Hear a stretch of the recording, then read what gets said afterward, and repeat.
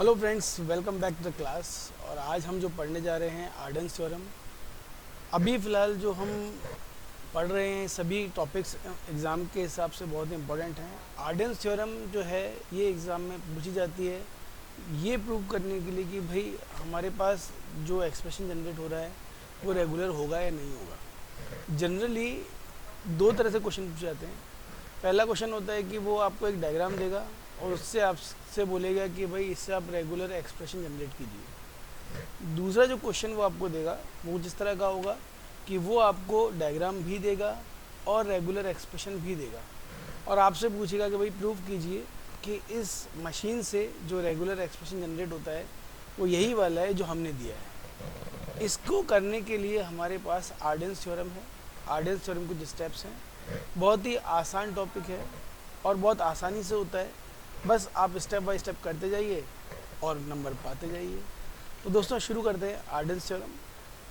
तो देखिए, जैसा मैंने आपसे कहा आर्डन्स थ्योरम के कुछ स्टेप्स हैं, तो हम वन बाय वन उन्हें डिस्कस कर लेते हैं और उसके बाद हम क्वेश्चन पे चलेंगे। तो देखिए, जो आर्डन्स थ्योरम है इसको हम कैसे करते हैं। सबसे पहले हम बोलते हैं कि भाई let P and Q be two regular expressions over sigma. Sigma क्या है? हमारा सेट ऑफ टर्मिनल्स। तो हम बोल रहे हैं कि मान लेते हैं कि हमारे पास दो रेगुलर एक्सप्रेशंस हैं जो कि टर्मिनल्स पर डिफाइंड है, यानी कि टर्मिनल से मिलकर बने हुए हैं।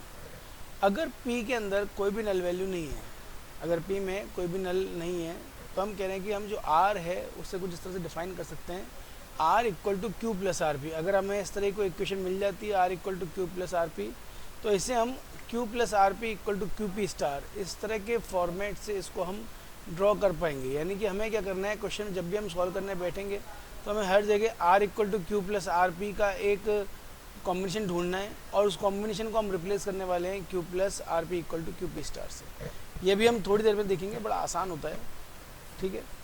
देन आफ्टर हम आगे बढ़ते हैं।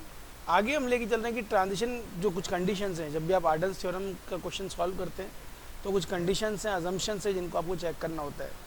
पहला अजम्पशन है कि transition graph does not have null moves, यानी कि ट्रांजिशन ग्राफ में कोई भी नल मूव नहीं होना चाहिए। यानी कोई भी ट्रांजिशन ऐसा नहीं हो कि Q1 स्टेट से या किसी भी स्टेट से किसी और स्टेट पर हम नल लेकर के चले जाएं, ऐसा नहीं होना चाहिए। अगर ऐसा है और फिर भी आर्डन्स थ्योरम का क्वेश्चन आया है एग्ज़ाम में, तो आपको क्या करना है, सबसे पहले उस नल रिमूवल को करना है। नल रिमूवल कैसे करते हैं, इसके लिए आप इसे जस्ट पहले वाली क्लास का वीडियो देखिए। उस वीडियो में मैंने आपको नल रिमूवल के स्टेप्स बताए। तो सबसे पहले आप नल रिमूव करेंगे, उसके बाद ही आर्डन्स थ्योरम लगाएंगे। तो ये बहुत इंपॉर्टेंट स्टेप है कि ट्रांजिशन ग्राफ में कहीं पर भी हमारे पास नल मूव्स नहीं होना चाहिए। दूसरा, इनिशियल स्टेट को हम V1 मान लेते हैं और हम बोल रहे हैं कि वर्टिसेस को हम V1 V2 up to Vn define करेंगे। यानी जो भी आपको स्टेट्स गिवन है उन्हें हम वर्टिसेस में डिफाइन कर देंगे। उसके बाद हमें क्या करना है कि V1 is regular expression representing set of string accepted by system even तो Vi इज फाइनल स्टेट। तो हम बोल रहे हैं कि Vi जो है ये हमारा फाइनल स्टेट होगा, तब भी ये सेट ऑफ रेगुलर स्ट्रिंग्स को एक्सेप्ट करने वाली स्ट्रिंग्स को डिफाइन कर रहा है। अल्फ़ा Ij जो है ये हमारा उन रेगुलर एक्सप्रेशंस को बता रहा है जो कि Vi से Vj के बीच में लेबल्स होंगे। यानी Vi से Vj जाने के लिए, यानी Q1 से Q2 जो हमारे स्टेप्स हमने बनाए, जो हमने वर्टिसेस हमारे हैं, जो स्टेट्स हैं, उनके बीच के ट्रांजिशन को हम अल्फ़ा Ij से डिनोट कर रहे हैं। अल्टीमेटली हम बोल रहे हैं अगर हमारे पास कोई ऐसा ट्रांजिशन नहीं बचता है जिसमें अल्फ़ा Ij इक्वल टू 5, यानी हमारे पास ऐसा कोई भी ट्रांजिशन नहीं आता है जहाँ पर अल्फ़ा Ij की वैल्यू 5 नहीं है, 5 है, तो हम क्या करें कि हम उसे फाइनली V1 से V1 की स्टेट सेट ऑफ इक्वेशंस में डिफाइन करते हैं। और वो इक्वेशन कैसे बनती है, वो इक्वेशन मैंने बना रखी है, आप देखिए। तो V1 के लिए जो इक्वेशन बन रही है वो बन रही है V1 alpha 11 plus V2 alpha 21 up to Vn alpha n1 plus null. यहाँ नल लगाना नहीं भूलें, यह पहली इक्वेशन में नल लगता ही लगता है। यानी हमने क्या किया, हमने जो V1 था, जो वर्टेक्स 1 है, जो हमारा स्टेट 1 है, उसके लिए एक इक्वेशन को सेट किया है कुछ इस तरह से। कैसे लिखते हैं ये हम 2 मिनट में सीखने वाले हैं। एक बार आप बस नज़र देख लें, डाउट हो तो आप कमेंट में डाल दीजिएगा, मैं वापस से आपको क्लियर कर दूंगा। V2 की बात करें, V1 alpha 12 plus V2 alpha 22 plus Vn alpha n2 and so on. इस तरह से हम Vn तक इसको बनाते हैं और अल्टीमेटली सारी फाइनल स्टेट्स को कैलकुलेट करने के लिए हम Vi's का यूनियन लेते हैं। अब आते हैं क्वेश्चन पर, क्योंकि थ्योरी में हो सकता है कि आपको ये इक्वेशन समझ में नहीं आई हो कैसे बनी हो, लेकिन प्रैक्टिकली मैं गारंटी देता हूँ कि आपको 2 मिनट में समझ में आ जाएगी। तो एक बार देखते हैं, फिर भी नहीं आए तो मैं हूँ, आपको घबराने की आवश्यकता नहीं है। तो देखिए क्वेश्चन जो होगा एग्जाम में कुछ इस तरह का आएगा। इसने बोला prove that the string recognised are a plus A B plus A star B star A B plus A star a, और ये डायग्राम दे दिया। यानी कहना चाह रहा है कि ये जो मशीन आपको गिवन है, इस मशीन से जो रेगुलर एक्सप्रेशन बनने वाला है वो ये बनेगा, ऐसा आप प्रूव कीजिए। ये ऐसा क्वेश्चन दे रहा है। अब हमने बोला कि ठीक है भाई शुरू करते हैं। सबसे पहले हमें अपने इक्वेशन से सॉल्व शुरू करना है, जो हमें अजम्पशंस दिए हैं। अजम्पशंस बोलता है अजम्पशन नंबर 1 कि transition graph does not have null moves. तो हमें क्या करना है, अपने डायग्राम को चेक करना है क्या इसमें कोई नल मूव है, यानी कि अजम्पशन 1 ट्रू, हमारे पास कोई नल मूव नहीं है। तो हम यहाँ लिख लेंगे पहला, ट्रांजिशन ग्राफ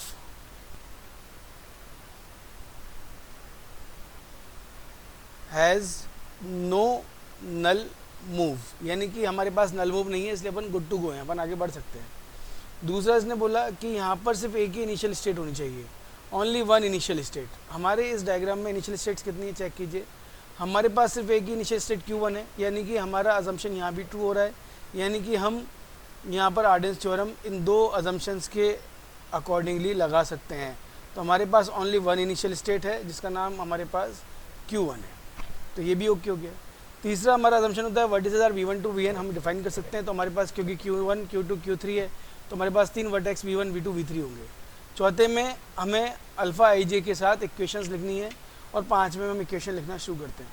तो हमारा जो इक्वेशन है वो जिस तरह से लिखा जाना है, V1 equal to V1 alpha 11 plus V2 alpha 21 plus up to Vn alpha N1 plus null. दूसरा जो हम V2 लिख रहे हैं वो V2 हम लिख रहे हैं V1 alpha 12 plus V2 alpha 22 up to Vn alpha N2, और तीसरा वर्टेक्स हमारे पास V3 बनेगा, क्योंकि हमारे पास 3 ही स्टेट है क्वेश्चन में, 3 ही स्टेट है इसलिए हम 3 वर्टेक्स पे काम कर रहे हैं। तो हमारे पास V3 बनेगा same way V1 alpha 13 plus V2 alpha 23 plus Vn alpha Nn। क्योंकि हमारे पास Vn की वैल्यू 3 है, तो इसलिए हम यहाँ पर इसको V3 पे ख़त्म कर सकते हैं, और ये हमारा अल्फ़ा N3 बन जाएगा। तो हमारे पास ये 3 इक्वेशंस बन के बाहर आई, जिसके साथ हमें अपना काम ख़त्म करना है। ठीक है फ्रेंड्स, तो आगे चलते हैं। तो इस पर जब हम आगे बढ़ते हैं तो हम सबसे पहले शुरू करते हैं अपनी इक्वेशंस को बना। तो इस क्वेश्चन के अकॉर्डिंगली हम अपना स्टेप 1 लेते हैं। स्टेप 1 क्या कहता है, देखिए स्टेप 1 कहता है कि आप चेक कीजिए नल मूव नहीं हो, हम चेक कर चुके हैं नल मूव नहीं है। स्टेप 2 कहता है इनिशियल स्टेट एक हो, बिल्कुल इनिशियल स्टेट एक ही है। अब हमें क्या करना है, फाइनली सारे अजम्पशंस ट्रू होने के बाद अपनी इक्वेशंस को बनाना है। तो हम इक्वेशन बनाने के लिए अब यहाँ जो स्टेप जो मैंने बना रखे हैं वो इस तरह से हैं कि मैं स्टेप 1 में क्या करता हूँ, in step 1 I write all the incoming transition to each state. ये मैंने अपना आसान तरीका बना रखा है, आप भी चाहें तो कर सकते हैं। To each state combined with each input, यानी हमें क्या करना है, हर स्टेट के साथ जो भी इनकमिंग ट्रांजिशन है उन्हें हम यहाँ लिखेंगे, और यही तरीका आपको यहाँ इक्वेशंस में समझाया गया है। इन्होंने भी यही किया है, इन्होंने हर स्टेट के साथ जो इनकमिंग ट्रांजिशंस थे उनको लिख दिया है, क्योंकि हमने बोला है ना कि अल्फ़ा आई जे क्या है भाई, अल्फ़ा आई जे हमारा रेगुलर एक्सप्रेशन डिनोट करता है set of labels of edges from V I to V J, यानी वी आई से वी जे के बीच में जो हमारे सेट ऑफ लेवल्स हैं उन्हें डिफाइन करने के लिए हम अल्फ़ा आई जे बनाते हैं। तो वही हम यहाँ पर कर रहे हैं, उसको लिखने का तरीका कुछ ऐसा है। तो हम सबसे पहले लिख रहे हैं Q1 के लिए, तो Q1 के लिए हमें इक्वेशन आनी है V1 इज़ Q1, तो Q1 के लिए इक्वेशन आनी है। तो हमने बोला Q1 का जो इनकमिंग है वो क्या है, Q1 पर A आ रहा है Q1 से और B आ रहा है Q2 से। तो इक्वेशन 1 यहाँ कैसे बनती है, V1 alpha 11 plus V2 alpha 21 plus Vn alpha N1 plus null, क्योंकि 3 स्टेट थी इसलिए यहाँ हर जगह Vn की वैल्यू 3 हो जाएगी। ठीक है, तो हम शुरू करते हैं। तो हमने यहाँ Q1 लिखा, तो Q1 के इनकमिंग एज है हमारा A, और दूसरा इनकमिंग जो एज है वो Q2 से आ रहा है हमारे पास B, और हमने ये इक्वेशन 1 बना दी अपनी। ये जो V1 था V1 अल्फ़ा 11, तो हमने क्या किया, V1 की वैल्यू Q1 हो गई क्योंकि हम Q1 के लिए लिख रहे हैं। V2 की वैल्यू दूसरा वर्टेक्स जो कि Q2 है, क्योंकि हम V1 और V2 के बीच की बात करें, Q1 और Q2 पर 2 ही ट्रांजिशन आ रहे हैं, Q1 और Q2 से आ रहे हैं। तो Q1 हमारा V1 बन गया फिलहाल यहाँ पर टेम्परेरी, और ये हमारा V2 बन गया। तो हम लिख रहे हैं कि V1 के लिए लिख रहे हैं तो Q1 से V2 पर आने वाला और Q1 से खुद Q1 पर आने वाला, यहाँ पर A आ रहा है हमारे पास और यहाँ हमारे पास B आ रहा है। ये दोनों ट्रांजिशन हमने यहाँ लिख दिए और ये हमारी इक्वेशन बन गई फर्स्ट। अगली इक्वेशन जो है वो हम अगले वर्टेक्स के लिए बनाएंगे, वो है Q2, यानी कि Q2 पर जो इनकमिंग ट्रांजिशन है वो लिखें। तो हमारा जो डायग्राम है, इस डायग्राम को मैं एक बार नीचे रख लेता हूँ, क्योंकि बार बार ऊपर नीचे करने में हो सकता है आप भी परेशान हो रहे हो। तो मैं इस डायग्राम को एक बार यहाँ पर ले लेता हूँ।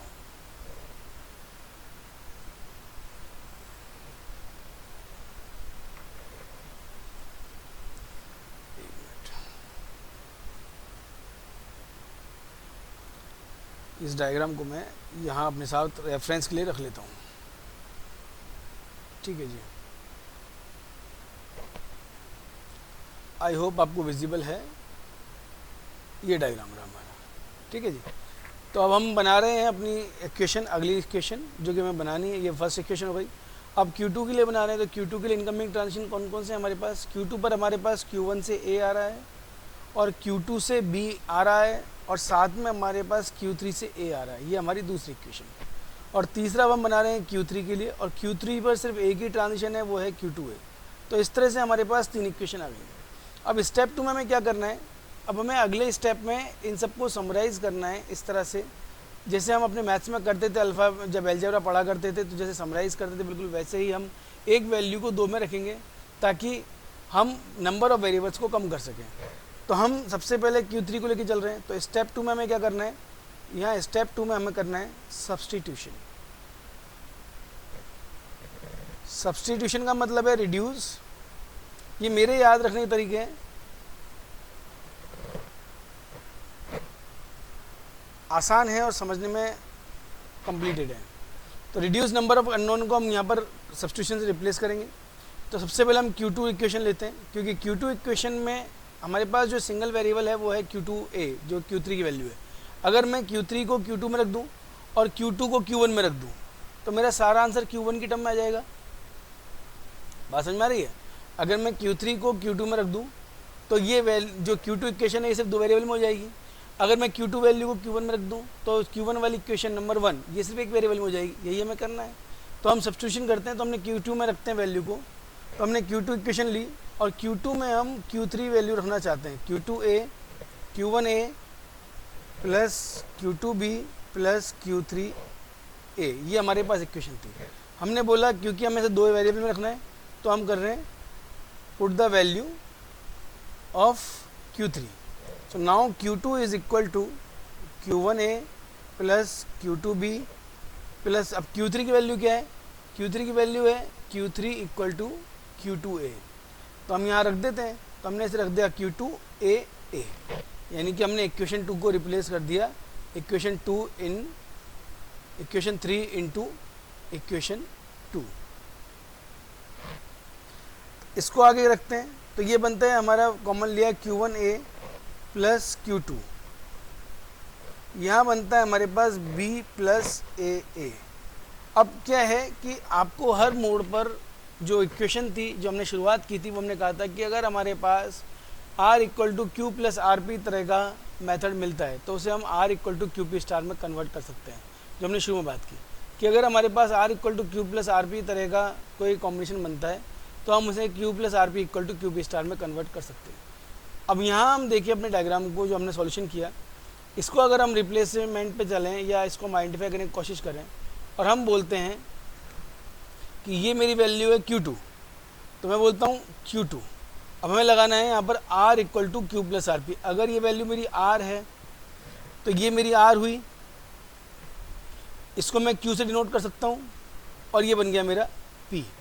तो हमने बोला if you are having a equation like R equal to Q plus R P using R equal to Q plus R P, तो हमारे पास एक यूनिक सॉल्यूशन होगा, that is Q equal to R equal to Q P star, that is R equal to Q P star. ऐसा हम शुरुआत से बोल के आए हैं। Then R equal to Q P star, हम इसको ऐसे कन्वर्ट कर सकते हैं। तो हम जो इक्वेशन अभी हमने लेके आए उसको अब R equal to Q P star में कन्वर्जन के लिए चलते हैं। तो यहाँ हम पहुँचे तो हमारे पास R की वैल्यू है Q2, Q P star Q की वैल्यू है Q1A P की वैल्यू है B प्लस AA, इसे हम स्टार में कन्वर्ट कर सकते हैं। आपको जब भी आप इसको हमको कर रहे हैं तो आपको हमेशा अपना क्वेश्चन देखते हुए चलना है। क्वेश्चन में हमें क्या बोला था उसने, कुछ इस तरह का उसने हमें करने के लिए बोला कि भाई आपकी जो एक्सप्रेशन है वो इस तरह की आनी चाहिए, A B plus A star A। तो इसे ध्यान में रखते हुए मैं जो भी सॉल्यूशन कर रहा हूँ उसे मैं यहाँ पर मैच कराते हुए चलूँगा। जब मैं यहाँ पहुँचा तो अब मेरे पास नई इक्वेशन आ गई Q2 की वैल्यू जो कि Q1 की टर्म्स में है, तो इक्वेशन नंबर 4 मैंने इसको नाम दिया। अब मैं क्या कर रहा हूँ, replacement of Q2 in equation 1 जो हमारी Q1 की टर्म में थी। तो Q1 में हमारी इक्वेशन थी Q1 equal to Q1A plus Q2B plus null, यानी हम Q2 की वैल्यू में रिप्लेस कर रहे हैं। तो ये बन जाएगा हमारा Q1A प्लस Q2 की वैल्यू है Q1A B plus AA star B plus null. अब हम देखें तो हमारी इक्वेशन फिर से सिर्फ एक वेरिएबल में आ गई है। वापस से हम कोशिश करते हैं R equal to QP star लगाने की। तो ये अगर मेरा R है तो मुझे लगाना है R equal to Q plus RP, then R equal to QP star हम कर सकते हैं। तो ये मेरा R है तो इसके साथ ये मेरा R बनेगा,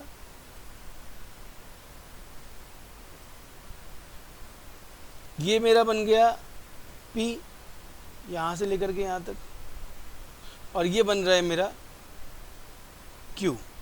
लेकिन प्रॉब्लम ये है कि हमारे पास यहाँ पर एक नल भी रखा हुआ है, इसको हम सेट नहीं कर पाए।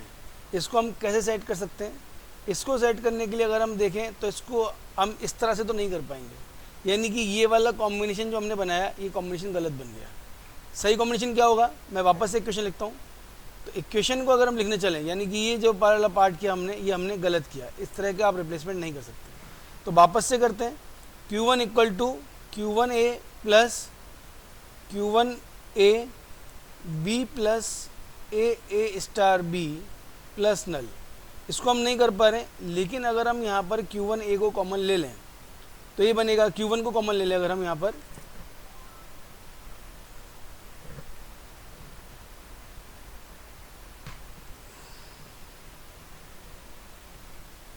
अगर मैं यहाँ Q1 को अपना कॉमन निकाल लेता हूँ तो कोशिश करते हैं कुछ होता है कि हमारे साथ। तो मैं इसको एक बार यहाँ से इरेज करता हूँ और मैं अब इसको लिखता हूँ कुछ इस तरह से।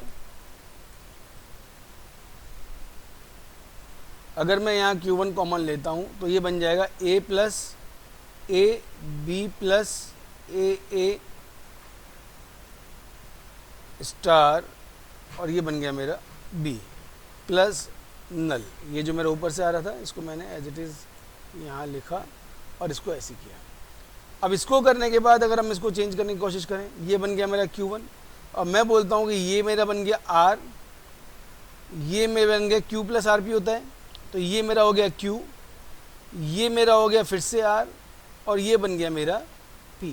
तो अब हमारा मैच कर रहा है, आसानी से मैच कर रहा है। तो हमें क्या करना है, अगर इस तरह का मिल जाता है हमें, तो हमें उसको सॉल्व करने के लिए फिर से R equal to QP star लिख सकते हैं। तो इसको हम लिख देते हैं R equal to QP star पर।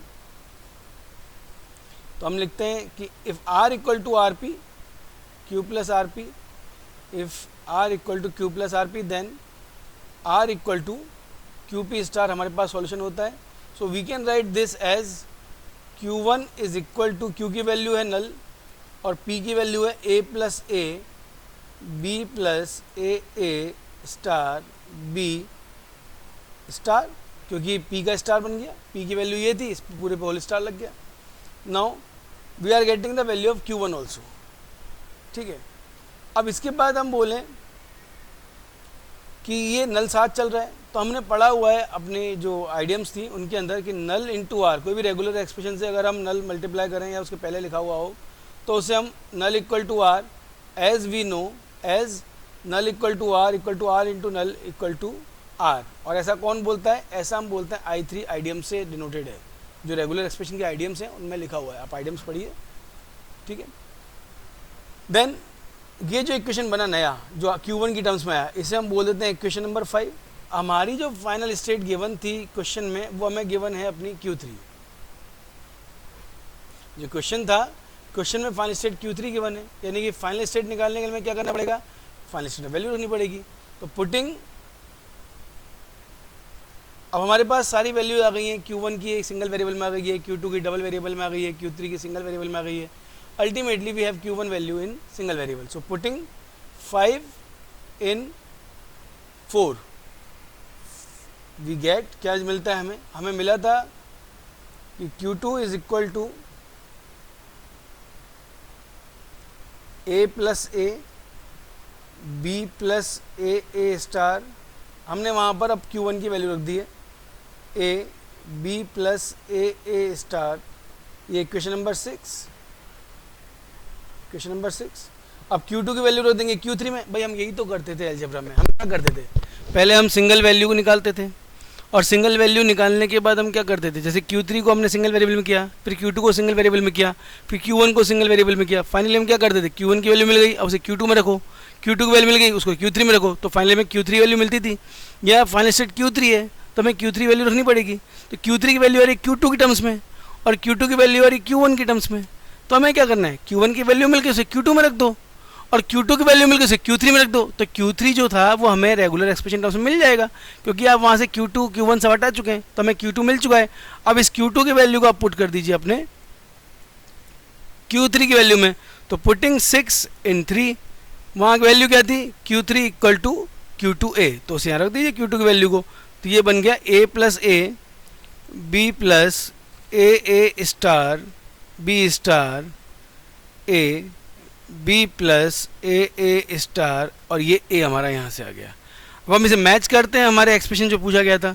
तो हमें जो एक्सप्रेशन गिवन था वो यही है, आप देख सकते हैं ये जो एक्सप्रेशन था ये हमारे फाइनल आंसर से मैच कर रहा है। और क्योंकि ये हमारे फाइनल आंसर से मैच कर रहा है, इसका मतलब प्रूव हो गया कि भाई ये जो मशीन थी वो इस एक्सप्रेशन को देती है। यही हमको मैच कराना था। तो Q3 की वैल्यू आ गई हमारे पास, ये Q3 फाइनल स्टेट है, as Q3 is final state. So regular expression generated is proved. ठीक है, तो इस तरह से हम इस आर्डेंस थ्योरम को इम्प्लीमेंट कर सकते हैं। मैं एक बार छोटा सा रिवाइज कर रहा हूँ, फटाफट देखिए मैंने क्या किया। सबसे पहले हमने क्या किया, जो भी क्वेश्चन गिवन था उस क्वेश्चन में हमने अजम्पशंस चेक किए। पहला अजम्पशन है कि हमारे पास वहाँ पर कोई नल मूव नहीं होना चाहिए। अगर डायग्राम में कोई नल मूव नहीं है तो आप डायरेक्ट काम शुरू कर सकते हैं। अगर नल मूव है तो आपको पहले नल मूव हटाना पड़ेगा। दूसरा जो अजम्पशन था वो था कि वहाँ पर सिर्फ एक सिंगल इनिशियल स्टेट होनी चाहिए। तो यहाँ पर सिंगल इनिशियल स्टेट थी, सिर्फ Q1 इनिशियल स्टेट थी। अजम्पशन ट्रू हुआ, हम आगे बढ़ सकते थे। उसके बाद हमें इक्वेशन बनानी होती हैं। इक्वेशन बनाने के लिए हम क्या करते हैं कि जितने भी इनकमिंग एजेस थे उन सबको हमने हर वर्टेक्स के लिए लिखा, क्योंकि यहाँ पर 3 ही वर्टेक्स थे, V1 V2 V3, इसलिए हमने 3 इक्वेशंस बनाई। तो V1 के लिए हमने लिखा कि V1 यानी Q1 पर आने वाले इनकमिंग कौन है, Q2 से B आ रहा है और Q1 से A आ रहा है। तो हमने उसके लिए इक्वेशन लिखी कुछ इस तरह से, और पहले इक्वेशन में हम नल जोड़ते हैं इसलिए हमने नल जोड़ दिया। Q2 के लिए हमने इक्वेशन लिखी सेम, और फिर हमने Q3 के लिए लिखी। अगले स्टेप में हमने क्या किया, हमने देखा कि Q3 जो था ये Q2 की टर्म्स में दिया हुआ है, और Q2 जो है वो Q3 टर्म्स में। या अगर हम Q3 को Q2 में रिप्लेस कर दें तो हमारा Q2 सिर्फ Q1 और Q2 दो वेरिएबल टर्म्स में आएगा। अगर मैं Q2 की वैल्यू को Q1 में रिप्लेस कर दूँ तो मेरा Q1 सिर्फ सिंगल वेरिएबल टर्म में आएगा। इसलिए हमने क्या किया, Q3 में पहले Q2 की वैल्यू रखी, Q2 में Q3 की वैल्यू रखी, फिर उसको हमने Q1 में रखा। तो हम इक्वेशन बनाते गए और हम इन बिटवीन चेक करते रहे। अगर हमें कहीं भी R equal to Q plus RP तरह का मेथड मिलेगा तो उसे हम R equal to QP star से कन्वर्ट कर सकते हैं। इसके लिए हमने जैसे इसको सॉल्व किया, Q2 में Q3 वैल्यू रखी, तो हमने यहाँ पर देखा कि अगर हम यहाँ पर Q2 को कॉमन ले लें तो ये B प्लस A बन जाएगा। तो उस हिसाब से हम इसे Q इसे R, क्योंकि Q2 इज़ Q2, दोनों लेफ्ट और राइट पर Q2 मैच कर रहे हैं। तो हमने बोला ये R हो जाएगा, ये P और ये Q, तो हम इसको ले सकते हैं R equal to QP star. तो हमने इसे नई इक्वेशन बनाई, R equal to QP star use के। अब Q2 की वैल्यू को हमने Q1 में रखा, तो अल्टीमेटली हमें Q1 मिल गया सिर्फ और सिर्फ एक टर्मिनल्स की टर्म्स में, जहाँ पर हमने आइडियम्स लगा दी। Null R equal to R, null equal to R होता है, तो हमने लगा करके बोला कि भाई this is equal to Q1 equal to A plus A B plus A star B star A plus B plus A star, ये लिख दिया। अब हमें Q1 Q2 और Q3 सारा हमें एक इंडिविजुअल वेरिएबल मिल गया, यानी कि सिवाय वेरिएबल के ऑल टर्मिनल्स वहाँ पर आ गए। तो हमने बोला कि हमारे पास क्योंकि Q3 फाइनल स्टेट थी और फाइनल स्टेट ही एक्सेप्टेंस को दिखाती है, यानी अल्टीमेटली हमें आंसर कहाँ से मिलेगा कि जब हम Q3 की वैल्यू निकालेंगे। Q3 वैल्यू निकालने के लिए Q2 चाहिए, तो Q2 निकालने के लिए Q1 चाहिए, तो हमने Q1 को रखा वापस Q2 में, जिससे हमें Q2 की वैल्यू मिली सिर्फ टर्मिनल्स की फॉर्म में। फिर हमने Q2 को रखा Q3 में, जिससे हमें Q3 की वैल्यू मिलेगी सिर्फ टर्मिनल्स की फॉर्म में। इससे हमारा जब हम फाइनल करेंगे तो हमारा जो रेगुलर एक्सप्रेशन हमें गिवन है क्वेश्चन में वो हमें मिल जाएगा। तो इस तरह से हम इस क्वेश्चन को कर सकते हैं। तो दोस्तों ये था आर्डन थ्योरम का एक इंट्रोडक्शन, एक एग्जाम्पल हम साथ में करना चाहेंगे आर्डन थ्योरम का, जो हम अगली क्लास में करेंगे। Thank you very much, all the best for exam, keep watching.